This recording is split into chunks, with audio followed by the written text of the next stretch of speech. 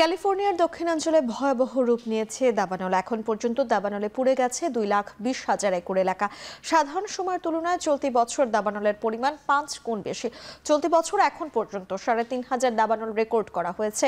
দক্ষিণাঞ্চলে দাবানলে পুড়েছে 2,700 একর এলাকা। দাবানল নিয়ন্ত্রণে কাজ করছে প্রায় 500 অগ্নি নির্বাপন কর্মী। যুক্তরাষ্ট্রের পশ্চিমাঞ্চলে দাবানল নিয়ে সাধারণ মানুষকে সতর্কতা বার্তা দেয়া হয়েছে। ক্যালিফোর্নিয়া থেকে ওরেগন আর নেভাদা পর্যন্ত তীব্র তাপপ্রবাহ চলছে। ক্যালিফোর্নিয়ার গভর্নর বলছেন, জলবায়ু পরিবর্তনের কারণে এত ভয়াবহ দাবানল দেখা দিয়েছে অঙ্গরাজ্যটিতে। বৃহস্পতিবার পর্যন্ত 6,30,00,000 মানুষের জন্য হিট অ্যালার্ট জারি করা হয়েছে।